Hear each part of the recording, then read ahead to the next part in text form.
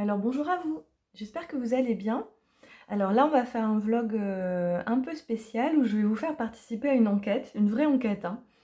Voilà, j'avais hésité à partager et après en fait c'est vrai que si on est plusieurs à chercher c'est mieux. Et c'est vraiment une drôle de synchronicité en fait avec l'oracle des contes et légendes. Donc vous allez voir les liens, je vais commencer par vous expliquer déjà par rapport à lui. Alors, comme vous savez, je l'ai sorti cet été. Donc je l'ai créé au printemps, et puis il est sorti en juillet, hein, je crois début juillet. Et alors je vais rappeler l'histoire et vous allez comprendre un peu après ces objets, d'où ils viennent. Donc j'avais donc dans l'histoire, pour les personnes qui n'ont pas le livre, j'avais créé une histoire avec une héroïne qui trouve, à qui on donne un petit colis avec des photos étranges. Et dans la première version de l'histoire que j'avais faite, en fait, elle est trouvée dans un grenier.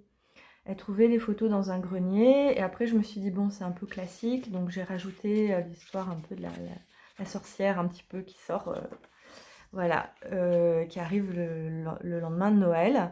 Et ces photos, en fait, l'héroïne retrouve un peu l'histoire derrière, c'est-à-dire elle suppose que ce sont des photos d'un appareil photographique appelé le spiritotype, qui permettait de prendre des photos de l'invisible, qui avait été créé par un inventeur qui a disparu mystérieusement. Et après, ensuite, dans la suite de l'histoire, elle va chercher à retrouver les légendes en fait, des photos. Voilà, il a fait son petit voyage. C'est pour ça que c'est un carnet de voyage. Et j'avais rajouté aussi ce petit article. Elle a la petite carte de France, d'ailleurs, qui date des années 1800 et quelques.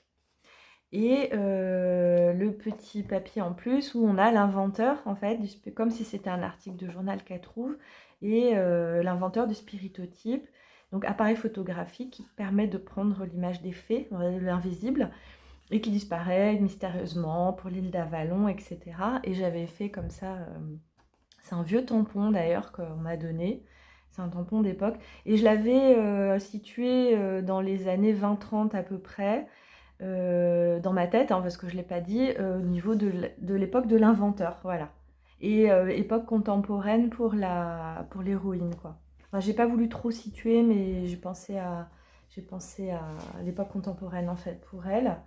Et donc, suite à ça, donc je sors l'oracle, et j'ai une amie qui est partie, qui est originaire du Limousin, qui est partie cet été avec sa fille en vacances pour voir sa famille là-bas.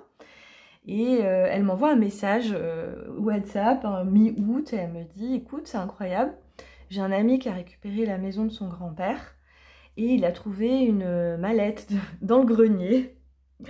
Vous allez voir, c'est incroyable. Il a trouvé une valise pardon, dans le grenier, donc au nom de son grand-père, ça lui appartenait, et qui est décédé hein, depuis quelques années. Et dedans, il y avait tout un tas d'objets bizarres. Il veut pas les garder. Il veut pas les garder, il veut s'en débarrasser. Et du coup, il lui donne. Il lui dit prends ce que tu veux. Et elle m'a envoyé les photos parce qu'il y avait des pendules dedans. Il y avait plein d'objets bizarres. Et elle m'a dit si tu veux, je t'en ramène et tout. C'est trop bizarre. Et du coup, elle m'a dit voilà. Alors, il y avait des pendules, il y avait des cartes aussi qui dataient de la Seconde Guerre.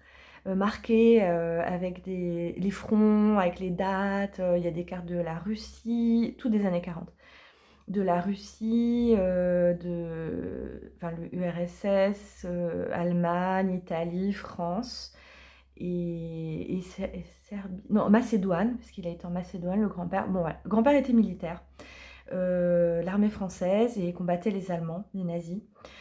Et il y avait même des articles de journaux dedans, et il y avait des objets comme ça, bizarres. Et il y avait une mallette avec des petites fioles de poudre avec noté des noms de maladies, genre choléra et des choses comme ça, et même zona et tout. Et il y avait une boîte, c'est ça qui a fait, là je vous racontais un peu l'histoire, c'est là qui a fait en fait le départ de l'enquête hein, que j'ai commencé à faire, mais bon, si vous voulez participer, ce serait chouette. Et donc il y avait un nom, il y avait écrit L. Turenne sur des boîtes. Alors c'est pas le nom de son grand-père, hein. Son grand-père il a un autre nom. Mais il y avait Turenne aussi. Qu'est-ce que c'est que ça? Qu'est-ce que c'est que ces objets? Il y en avait plein, hein. Elle m'a ramené ça, mais il y avait plein de choses bizarres. Et je me dis, c'est quoi ce truc de Turenne et tout? Donc on pensait que les cartes étaient liées, mais en fait les cartes c'est vraiment lié par rapport à la guerre. Et alors j'ai cherché. Et il se trouve que Louis Turenne, c'était un inventeur. Et c'était genre la chair de poule. Et c'était un inventeur qui cherchait, en fait, en gros, à capturer l'invisible. Donc déjà, voilà, c'est sorti juste après l'oracle, hein, c'est pas avant que j'ai su cette histoire, mais enfin, c'est découvert après. Donc en fait, ce monsieur-là, Turenne, j'ai cherché un peu, j'ai trouvé sur internet, il y a des... alors je peux pas mettre de lien dans YouTube, mais vous m'envoyez un message, je vous envoie les liens. Sinon, sur turenne.eu, on trouve toute son histoire. Et ce monsieur, donc, il est né à Paris. Et c'était un radiesthésiste, géobiologue et chercheur et inventeur fou. Il a inventé plein de choses parce que lui, il s'est intéressé aux ondes de forme.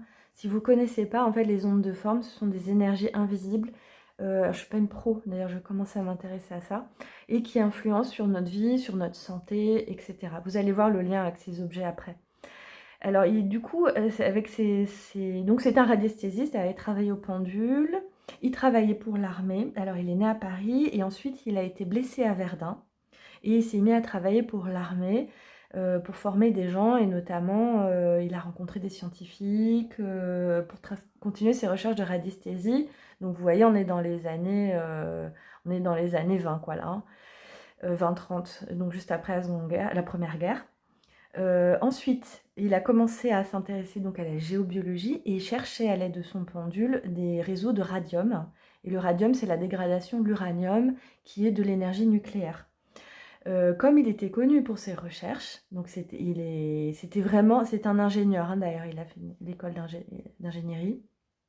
Ça a intéressé les Allemands pendant la Seconde Guerre. Au début de la Seconde Guerre, ils lui ont demandé de collaborer avec lui. Donc les nazis ont demandé à Turenne de leur trouver des filons d'uranium. Voilà.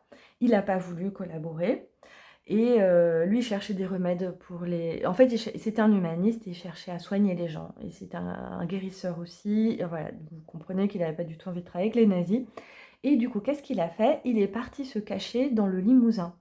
Parce qu'à l'époque, je pense qu'on n'était pas tellement libre de faire ce qu'on voulait, dire non et tout allait bien. Donc en fait, il s'est caché, il est parti, il a disparu dans le Limousin jusqu'à la fin de la guerre. Et après, à la fin de la guerre, il est venu s'installer à Nice. Donc voilà, où je vis. Et il a continué ses travaux jusqu'à la fin de sa vie. Il est mort à l'âge de 82 ans, voilà, en 54. Et il a fait plein de livres. Il y a plein de manuels qu'on trouve en PDF et tout. Très intéressant, même sur le site de la BNF. Donc, pour vous faire le lien avec tout ça. Donc, ce monsieur, donc il est parti, j'en étais dans le Limousin se cacher. Et là, on suppose que c'est à ce moment-là qu'il a rencontré le grand-père de cet ami. Et qu'il a formé à la radiesthésie. Et c'est pour ça qu'il y avait plein d'objets qui font partie de l'enseignement de Turenne, de recherche. Donc, qui vendait, qui fabriquait, je ne sais pas comment ça s'est passé. Est-ce que ça appartenait à Turenne? J'en sais rien. Enfin, ça appartenait au grand-père en tout cas. Et donc voilà, je me suis dit, mais c'est vraiment bizarre. Donc j'ai un peu cherché. Et il y a même une photo, c'est ça qui est fou. Il y a une photo de Turenne avec un espèce d'appareil photo. Alors c'est sur sa biographie sur le site turenne.eu. Il y a plusieurs photos de lui. Et on le voit carrément derrière un appareil photo très bizarre avec plein de lentilles sur pied.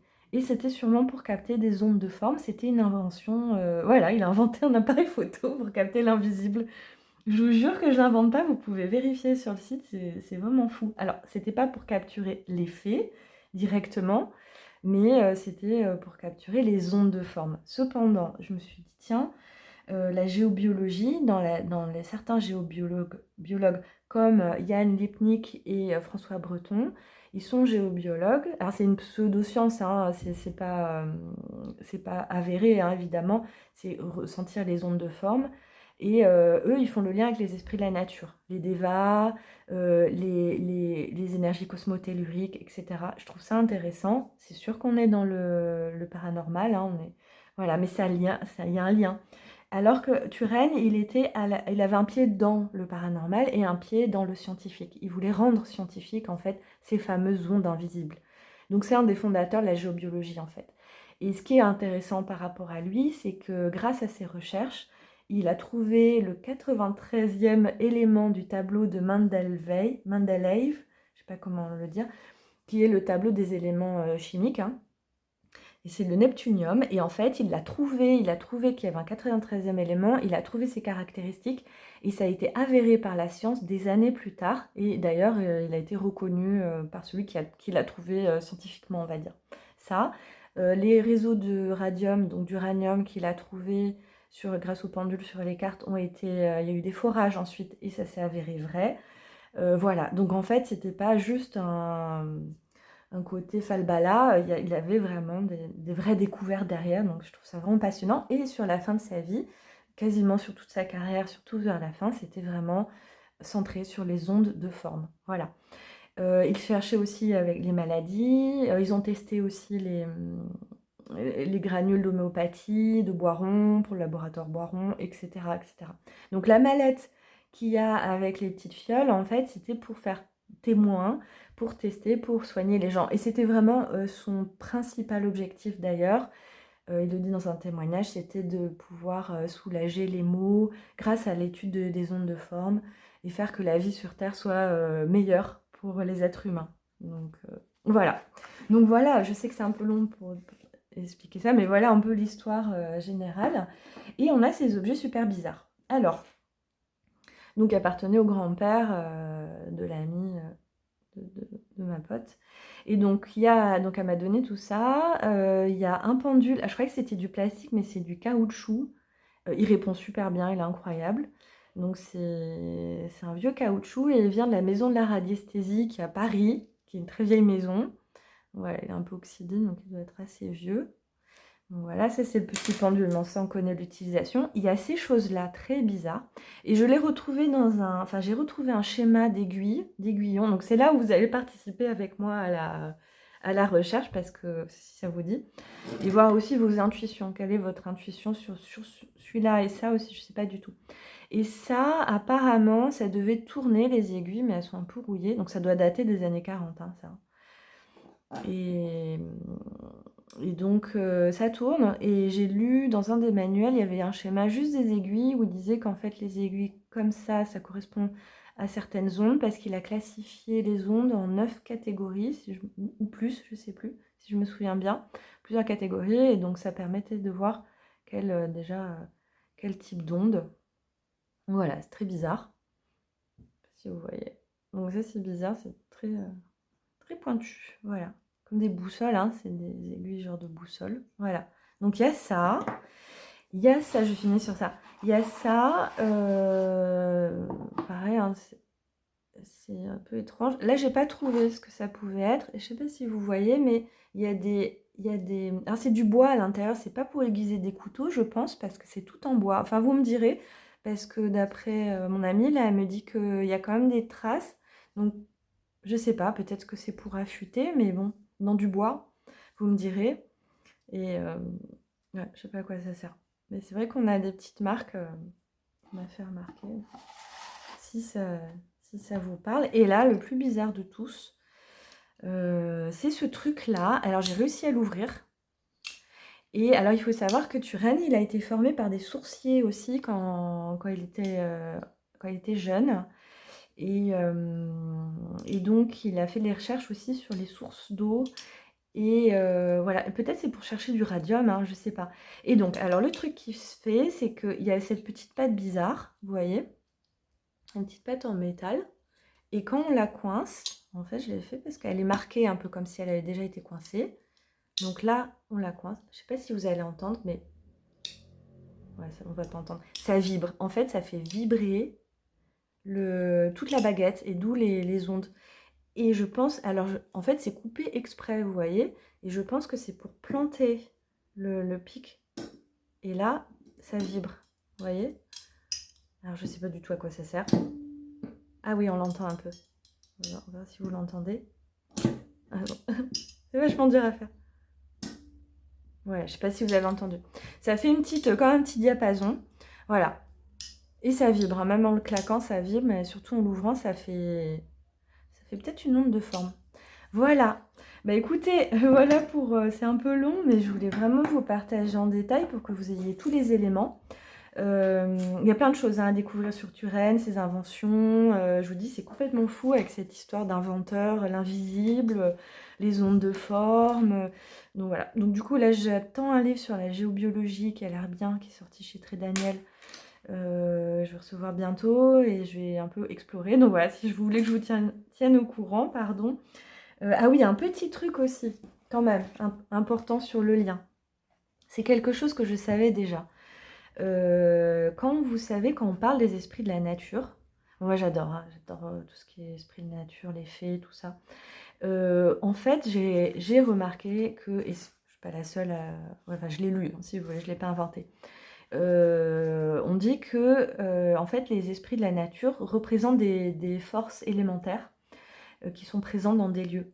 Et je vous montre la tarasque, parce que la tarasque est typique de ça.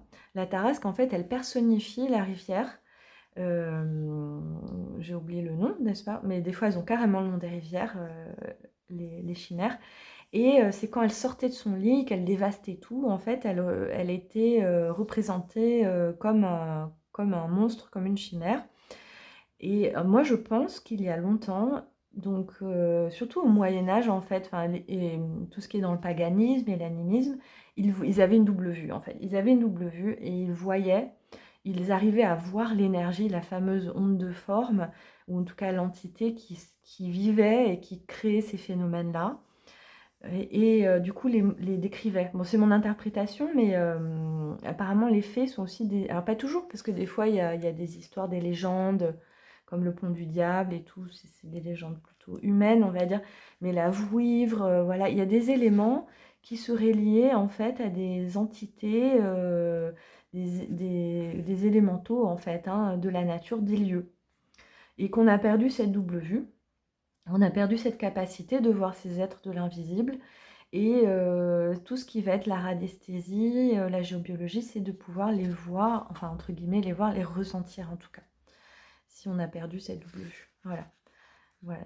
Donc vous me direz, hein, ça aussi, si vous connaissez un peu cet aspect, la grande goule, elle en fait partie, hein, clairement. Donc,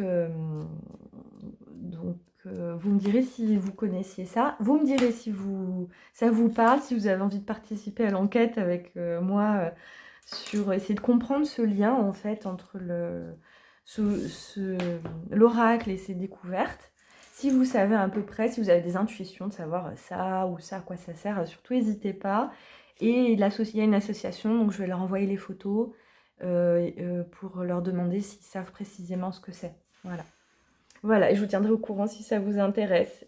Et ben, je vous souhaite une bonne fin de week-end et je vous dis à bientôt.